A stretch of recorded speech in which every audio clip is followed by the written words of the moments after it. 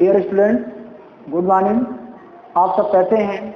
मैं PS Tiwari physics class में आप सबका स्वागत करता हूं। जैसा कि आप जानते हैं कि मेरी continue online class live per day 8 o'clock 8 बजे रहती हैं। कल का मेरा टॉपिक क्या था? कल का मेरा टॉपिक था विद्युत क्षेत्र और विभवांतर में संबंध, relation between electric potential difference and electric. ठीक है, अब अपन उसी के आगे पढ़ेंगे। आज हम इस पाठ को समाप्त करेंगे। एक टॉपिक छूट गया था, इसमें कई लोग बोले थे सर छोड़ दिए हैं, हमने बोला करा देंगे, है ना। इसमें कई बच्चे बोले कि छोड़ दिया गया, उसको मैं पूरा करा रहा हूँ। ये आपका टॉपिक मोस्ट है। तो आज का मेरा टॉपिक है विभव को प्रभावित करने वाले कारक, फैक्टर अफेक्टिंग पोटेंशियल। मतलब ऐसे कौन कौन से फैक्टर्स हैं जो पोटेंशियल इफेक्ट करते हैं। जो पहला फैक्टर है क्वांटिटी ऑफ चार्ज। क्या है आपका? क्वांटिटी ऑफ चार्ज, आवेश की मात्रा हो गई। मतलब आवेश की मात्रा का विभव क्या प्रभाव पड़ता है। इसका आप डिस्क्रिप्शन देखिए, एक्सप्लेनेशन क्या बोल रहा है कि किसी चालक को जितना अधिक आवेश दिया जाता है उसका विभव उतना ही अधिक होता है। मतलब मान लीजिए कि आपके पास कोई कंडक्टर है, ये आपकी मान लीजिए एक कंडक्टर है। इस कंडक्टर में अपन जितना इसको आवेश देंगे, जितना अधिक मैक्सिमम चार्ज देंगे, इसका पोटेंशियल भी क्या होगा? मैक्सिमम होता है। क्योंकि ऐसा इसलिए होता है कि उसकी विद्युत क्षेत्र क्या होता है? बढ़ जाता है, जिसके कारण उसका विभव भी बढ़ जाता है। ठीक है, तो क्या होता रहा? आवेश की मात्रा पे कारण विभव का क्या प्रभावित होता है। तो उसको जितना अधिक, इस पॉइंट को ध्यान रखिएगा, जितना अधिक आवेश अपन किसी कंडक्टर को, चालक को चार्ज देते हैं, उसका विभव उतना ही अधिक होता है। यानी कि चार्ज बढ़ेगा तो पोटेंशियल आपका ऑलरेडी इंक्रीज करेगा। ठीक है, यानी कि जो आपका विभव है वह चार्ज पर निर्भर करता है।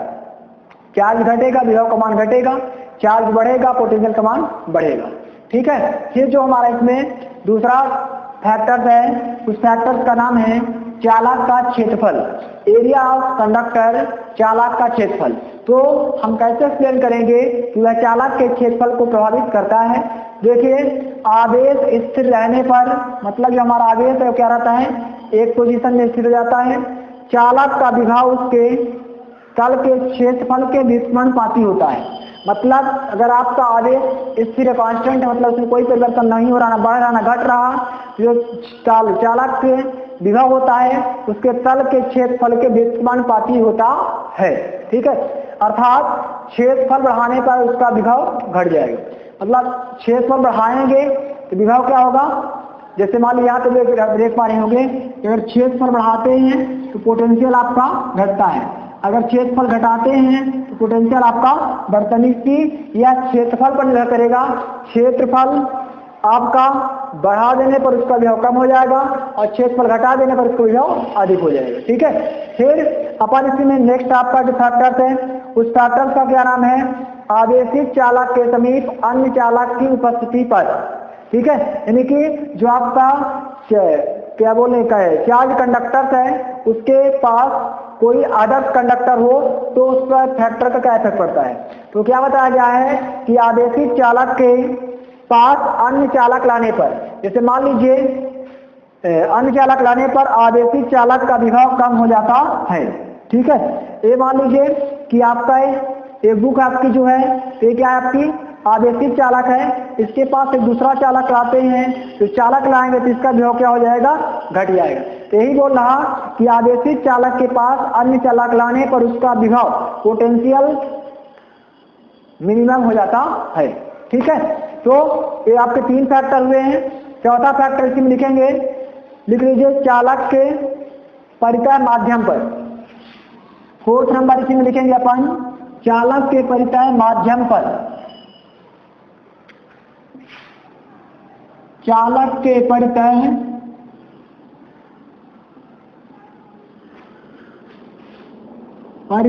माध्यम पर, चालक के परितः माध्यम पर। माध्यम समझ गए, हमने पाठ पढ़ाया था। इस पाठ में माध्यम क्या ले रहे थे? आपको ध्यान होगा, बार बार हमने इसे माध्यम लिया था, एक अन्य माध्यम के लेते थे। तो चालक के परितः माध्यम पर। अब मान लीजिए चालक के परितः कोई माध्यम है तो उसका कारक क्या प्रभावित होगा? अगर आपको शुरू की परिभाषा याद होगी तो आप यहाँ पे बता सकते हैं कि चालक के परिचय के परिचालन का माध्यम होने पर उसका विभव घट जाता है। पहले लिख लीजिए, चालक के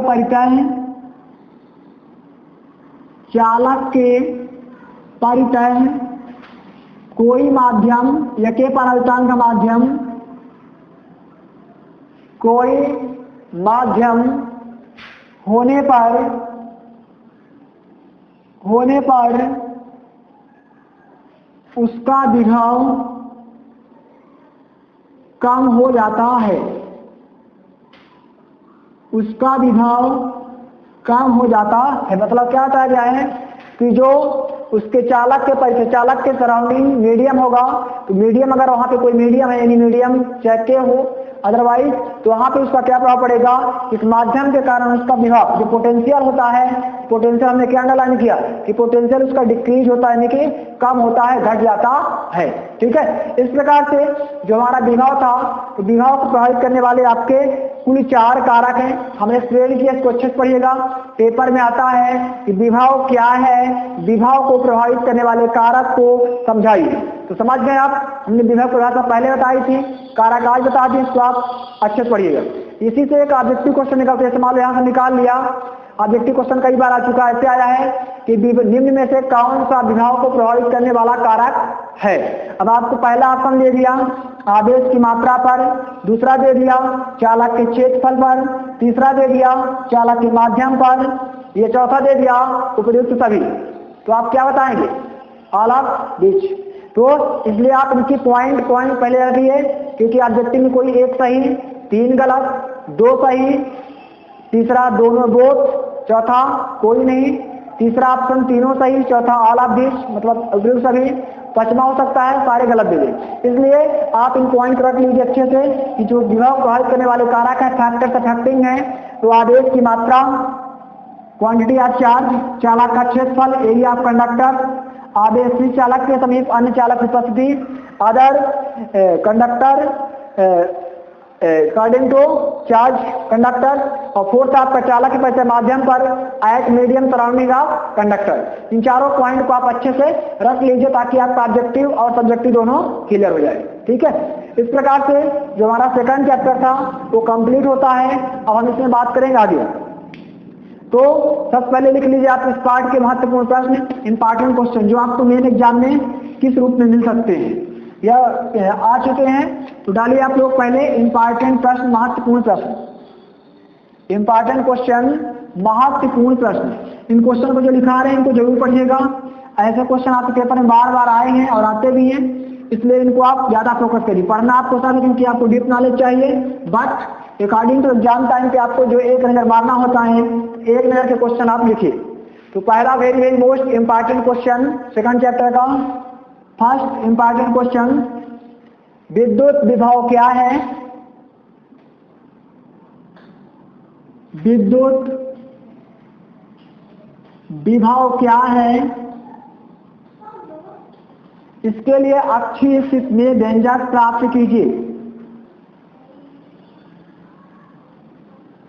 इसके लिए अक्षीय स्थिति में इन पोजीशन के लिए व्यंजक डेरिवेशन प्राप्त कीजिए।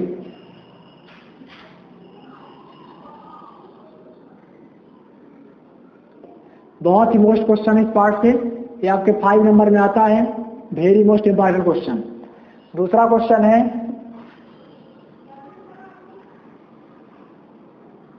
विभवांतर क्या है, व्हाट इज पोटेंशियल डिफरेंस। विभवांतर क्या है, इसके लिए विद्युत विभव के लिए विद्युत विभव के लिए निरक्षीय स्थित ब्रॉड साइड ऑन पोजीशन,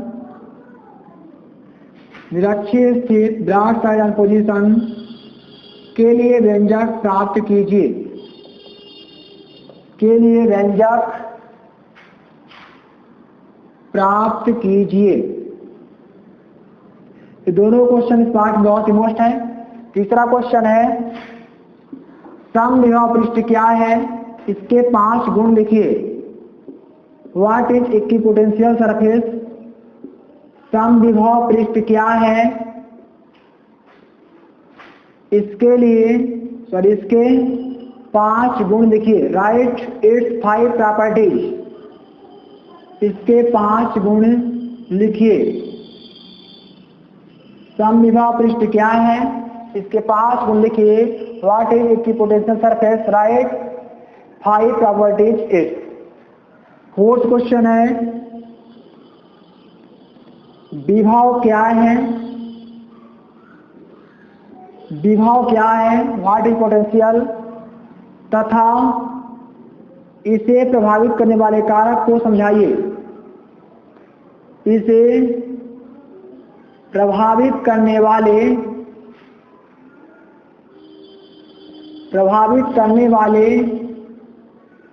कारकों को समझाइए,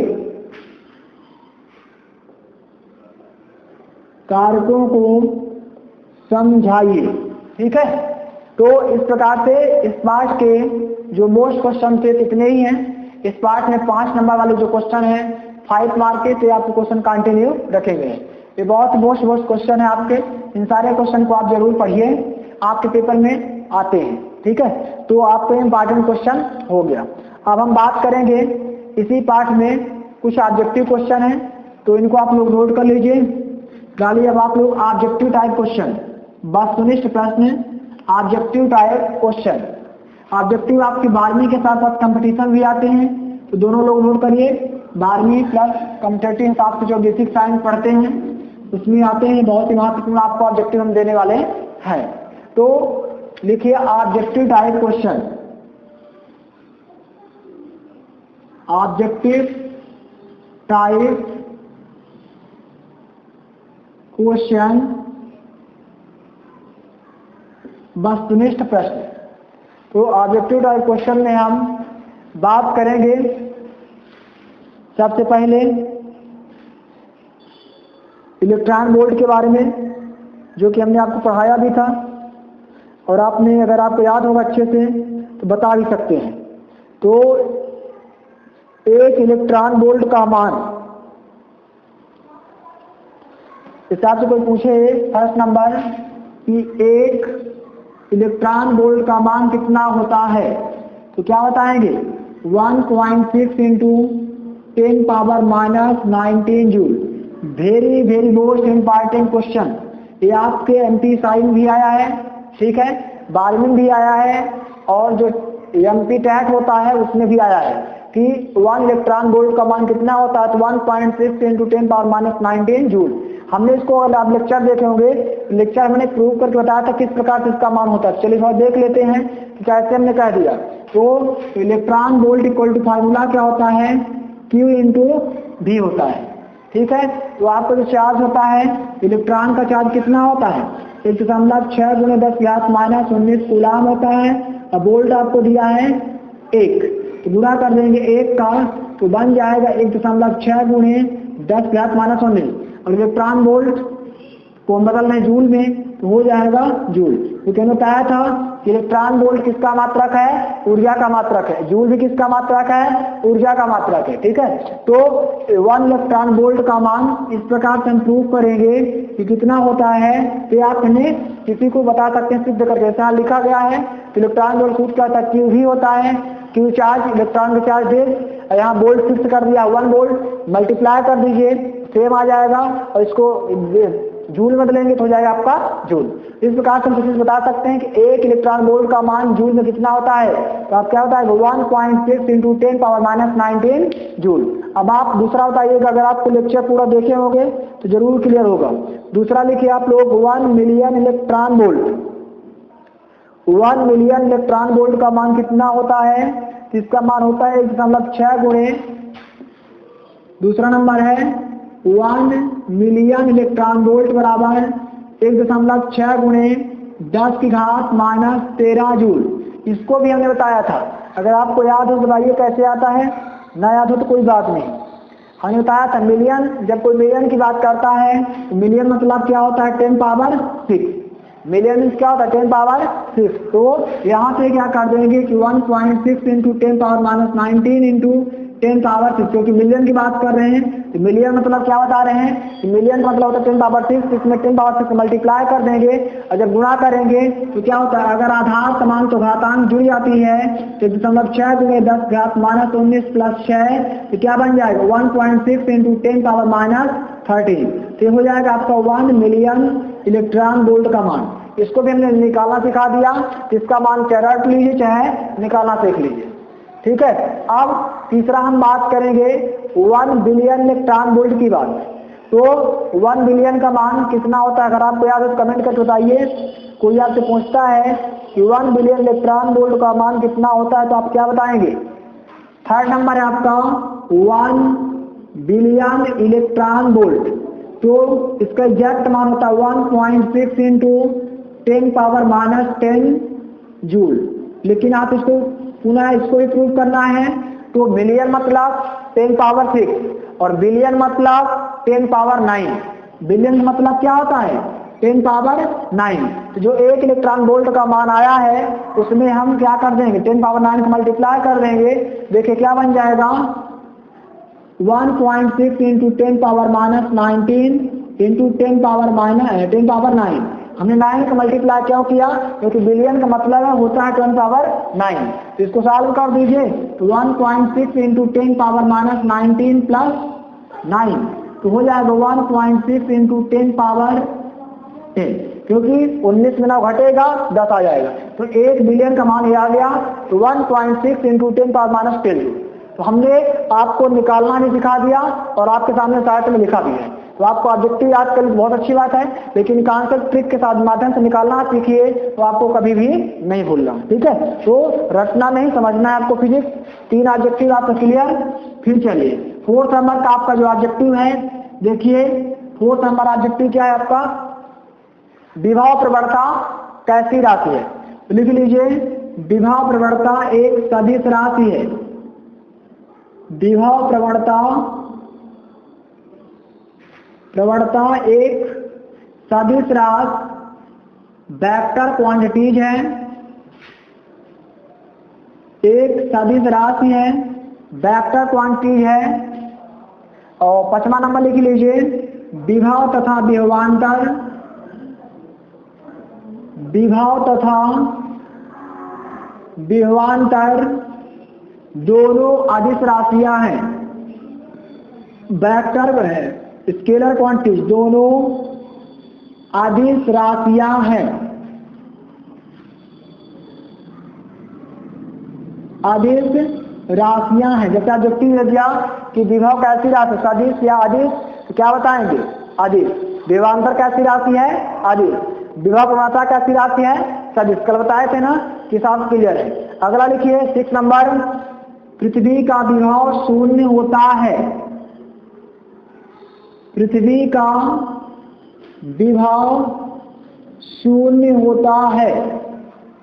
कोई पूछे पृथ्वी का विभव कितना होता है तो आप क्या बताएंगे पृथ्वी का विभव शून्य होता है। बहुत ही मोस्ट ऑब्जेक्टिव कई बार पूछा गया खालिद स्थान में कि पृथ्वी का विभव कितना होता है तो क्या बताएंगे शून्य। हमने इसको कारण बताया था कि जिस प्रकार से समुद्र में थोड़ा सा जल डालने से या निकालने से समुद्र के जल में कोई अंतर नहीं पड़ता, उसी प्रकार से हमारी पृथ्वी क्या है, पृथ्वी एक विशाल गोली चालक है जिसे थोड़ा सा आदेश देने से या आदेश निकाल लेने से इस पर कोई इफेक्ट नहीं पड़ता है। अतः हम कह सकते हैं कि पृथ्वी का विभव क्या होता है शून्य होता है। बहुत ही मोस्ट है, ठीक है। नेक्स्ट लिखिएगा समविभव पृष्ठ तथा विद्युत बल रेखाओं के बीच,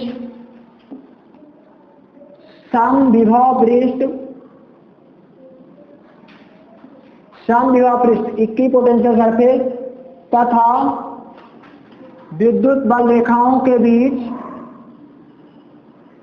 विद्युत बल रेखाओं के बीच रेखाओं के बीच 90 डिग्री का कोण बनता है। 90 डिग्री का कोण बनता है। ये बहुत ही मोस्ट है, तो कई बार पेपर में आया आपके 12वीं में, ठीक है। देता है खाली स्थान में कि समविभव पृष्ठ तथा विद्युत बल रेखाओं के बीच खाली स्थान का कोण होता है। तो ध्यान रखिएगा 90 डिग्री, ठीक है। वेरी मोस्ट ऑब्जेक्टिव आपका फर्स्ट नंबर है, फोर्थ नंबर है, 6 नंबर है, 7 नंबर। ऐसे ऑब्जेक्टिव जो कई बार आपके पेपर में आ चुके हैं, कंपटीशन में भी आए हैं, और 6, 7 आपके मेन बारी में कई बार आए हैं। इन सभी को आप बिल्कुल कंटिन्यू बने लिखिए। देखिए आपको बना बनाया मैटर मिल रहा है, अगर आपको कहीं छाटना है कुछ करना, सिर्फ आपके सामने वीडियो है, आपकी जब मन हो तो आप सीधे क्लिक करिए, डालिए PS तिवारी, क्लिक मिल जाएगा। तो बेहतरीन तरीके से आप इसको पढ़िए, क्योंकि आपको मैटर बिल्कुल कंटिन्यू मिल रहा है, ना ढूंढने की सकता है, ना टाइम लॉस, ओनली आपको जब चाहें तब आपके सामने मिल जाएगा। तो हमारी मेहनत भी बेकार ना हो और आप भी इसका सही तरीके से उपयोग करके इसको पढ़ें, ठीक है, ताकि हमको भी अच्छा लगे कि आपके पास नॉलेज इकट्ठा हो रहा है, ठीक है। तो इसको बेहतरीन तरीके से आप नोटबुक में लिख के जाइए और इसको याद करिए, ठीक है। अगला ऑब्जेक्टिव क्वेश्चन चलते हैं 8वें नंबर में। 8वां ऑब्जेक्टिव क्वेश्चन है विभव का मात्रक, ऐसे लिखिए, विभव और विभवांतर दोनों का मात्रक बोल्ड है। 8वां नंबर है विभव और विभवांतर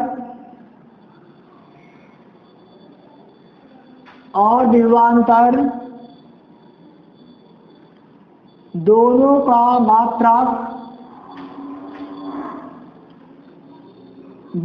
मात्रक बोल्ट है। जैसे कोई पूछे विभव का मात्रक बोल्ट, विभवांतर का मात्रक बोल्ट। अब ये नॉर्मल दिया मतलब एसआई मात्रक है, अगर स्पेशल पूछ लेता है विभव के एसआई मात्रक बोल्ट, विभवांतर के एसआई मात्रक बोल्ट। लेकिन जब सीजीएस पूछेगा, सीजीएस में क्या लग जाता है, स्थायी। तो अगर सीजीएस पूछता तो सीजीएस में आप क्या बताएंगे, ये तो आपके माइंड फीड हो गया ना, सीजीएस में लग जाएगा स्थायी बोल्ट। तो कोई पूछे विभव या विभवांतर का सीजीएस मात्रक स्थायी बोल्ट, एसआई मात्रक बोल्ट। तो कभी कभी नॉर्मल देता है कि विभव का मात्रक क्या बताएंगे, बोल्ट, वहां पे आप केस नहीं पूछेगा। लेकिन ड्यू टू केसेस जब केस पूछेगा तो एसआई मात्रक में बोल्ट, सीजीएस में स्थायी बोल्ट दोनों का होता है। नेक्स्ट ऑब्जेक्टिव क्वेश्चन है, नेक्स्ट लिखिए ऑब्जेक्टिव क्वेश्चन विभव का बीमीय सूत्र। आप लोग निकालिए, अगर आ जाए तो बताइए। नेक्स्ट है विभव का बीमीय सूत्र। कमेंट से आप बताते हैं, अपना सुझाव दीजिए। तो लिखिए 9 नंबर विभव का बीमीय सूत्र। विभव का बीमीय सूत्र तो क्या होगा, सबसे पहले इसके लिए आपको सूत्र बनना चाहिए। विभव इक्वल टू क्या होता है, पोटेंशियल इक्वल टू W/Q0। आपने पढ़ा है विभव बराबर कार बटे टेस्टिंग चार्ज, परीक्षण आवेश। तो निकाल लीजिए। तो V इक्वल टू W कार का क्या होता है, ml स्क्वायर T⁻⁻²। क्योंकि वर्क इक्वल टू क्या होता है, फार्मूला याद है, वर्क इक्वल टू होता है फोर्स इंटू डिस्प्लेसमेंट। फोर्स का क्या होता है NL⁻², और डिस्प्लेसमेंट क्या होता है L। तो क्या बन जाएगा L हो जाएगा L स्क्वायर T⁻²। तो वर्क का क्या होता है, dimensional formula ml square T⁻² होता है। तो हो जाएगा ml स्क्वायर T⁻²/Q0। Q0 मतलब क्या है, टेस्टिंग चार्ज है। चाहे टेस्टिंग चार्ज चाहे नॉर्मल चार्ज, दोनों का डायमेंशनल फार्मूला क्या होता है, सेम होता है। तो आवेश का क्या होता है, आवेश और धारा गुणे समय। चार्ज इक्वल टू आपने फार्मूला याद है, चार्ज इक्वल टू क्या होता है, करंट इनटू टाइम। मतलब हिंदी में कहेंगे आवेश बराबर धारा गुणे समय। तो धारा का क्या होता है एम्पियर और समय का T। तो आवेश का क्या बन जाएगा आपका AT बनेगा। यहाँ से AT अपन इसको लिख देंगे। तो क्या बन जाएगा आपका AT। हम आपको क्लास में बताए थे, लेकिन पुनः एक बार समझा रहे हैं ताकि आपके माइंड में कुछ अंदर प्रवेश करे, ठीक है। आप इसको अच्छे से याद करिए। तो V इक्वल टू क्या हो जाएगा ml स्क्वायर T⁻²। इसको ऊपर ले जाइए तो घात हो जाएगी 1⁻⁻1 T⁻⁻1। तो पता है नहीं हम, ठीक है। एक साथ मर्ज कर दीजिए तो ml स्क्वायर। अब देखिए T की पावर यहाँ -2 यहाँ -1, तो आधार समान तो घातांक जुड़ जाएगी। तो -2 -1 -3, तो T⁻³ इंटू हो जाएगा A⁻−1, राइट। इस प्रकार से जो विभव का बीमीय सूत्र होता है तो हमने निकाल लिया V इक्वल टू दिस, ठीक है। फिर नेक्स्ट है विभवांतर का। विभवांतर का तो आप लोग पता है, बताए थे पिछली बार में। बताओ क्या, कमेंट करो क्या होगा विभवांतर का। विभवांतर का भी यही होगा, विभवांतर हो जाएगा dV इक्वल टू W/Q0। यानी फार्मूला आपका सेम है, इसलिए नहीं लिख रहे हैं, इसका भी बीमीय सूत्र यही आएगा। हमने बताया था ना पिछली बार कि विभव भी अदिश राशि है, विभवांतर भी अदिश राशि है। विभव का मात्रक वोल्ट, विभवांतर का मात्रक वोल्ट। विभव का बीजगणित सूत्र यही होगा, विभवांतर के एचसीएम हो। क्यों? क्योंकि दोनों का फार्मूला क्या होता है, W/Q0 कार्य बटे परीक्षण आवेश। ठीक है, तो ये जो इस पार्ट के मोस्ट ऑब्जेक्टिव क्वेश्चन थे हमने आपको प्रोवाइड कर दिया है। ठीक, अब आपको हम सिर्फ इस पार्ट में एक ही क्वेश्चन देंगे न्यूमेरिकल, तो आप लोग नोटबुक निकालिए, अब लिखिए इस पार्ट के न्यूमेरिकल क्वेश्चन। आप लोग तैयार हुए, रेडी हैं? तो इस पार्ट के न्यूमेरिकल क्वेश्चन आपको एक लिखा देते हैं, सिर्फ एक ही क्वेश्चन देंगे। लिखिए, दो बिंदुओं के बीच 10 वोल्ट का विभवांतर, एक मिनट सॉरी से मिटा दें, दो बिंदुओं के बीच 10 वोल्ट का विभवांतर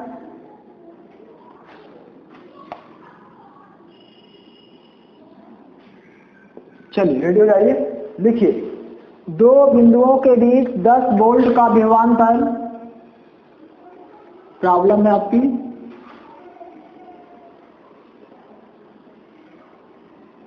दो बिंदुओं के बीच 10 वोल्ट का विभवांतर, 10 वोल्ट का विभवांतर है एक बिंदु से दूसरे बिंदु तक, एक बिंदु से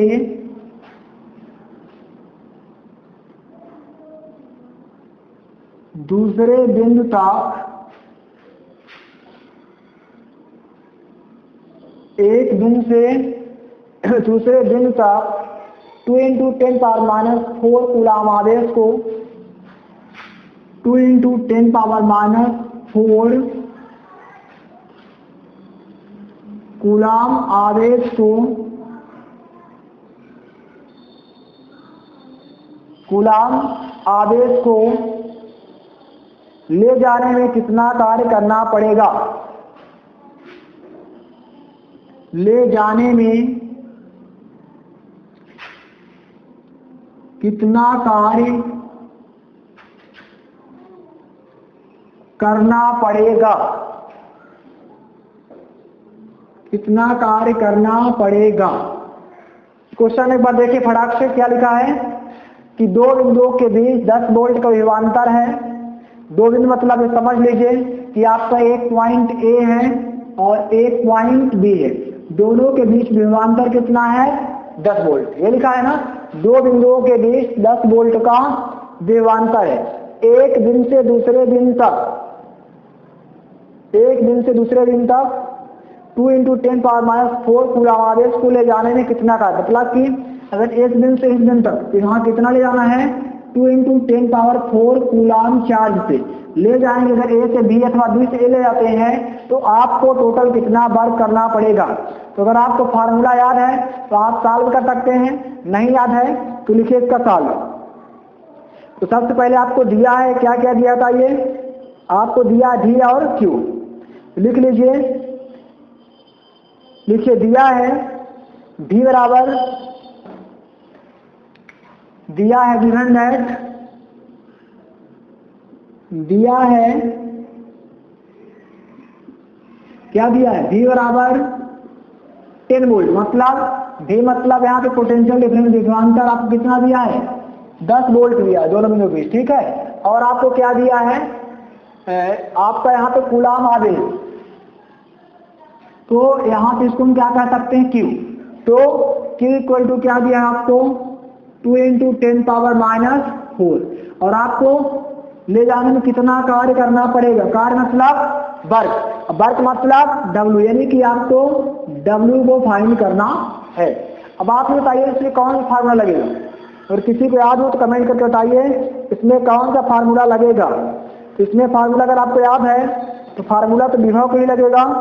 क्या होता है, V = W/Q, फार्मूला क्या होता है, पोटेंशियल इक्वल टू W/Q।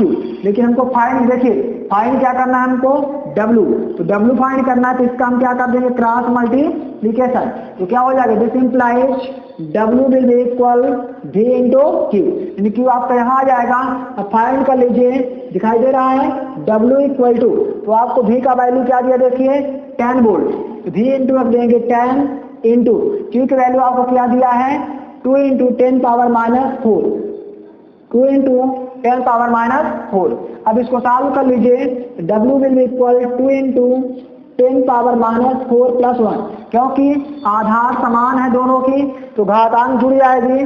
10 आधार यहाँ पे, 10 आधार यहाँ पे है, यहाँ घात -4, यहाँ माइनस से जुड़ जाएगा -4 प्लस 1, तो क्या बन जाएगा W will be equal 2 into 10 power -3, -4 में प्लस जुड़ गया है -3।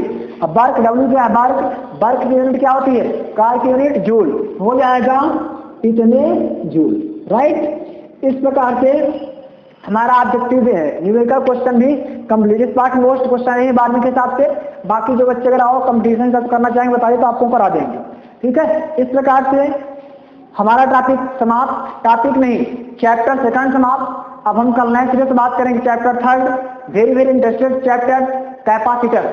आपने पढ़ा होगा, उसमें बहुत सारे आपके टॉपिक हैं आपके घरेलू उपकरण सेट करने के लिए, और आपके कंपटीशन के हिसाब से पहला चैप्टर वेरी मोस्ट है।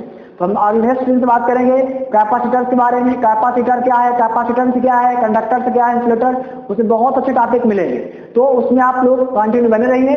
तब तक के लिए आपको धन्यवाद। अगर आपको मेरा वीडियो समझ में आ रहा, पसंद आ रहा तो आप लाइक करें, कमेंट करें, दोस्तों के बीच ज्यादा से ज्यादा शेयर करें। ओके, तब तक के लिए आप सभी को धन्यवाद। Thanks for watching video.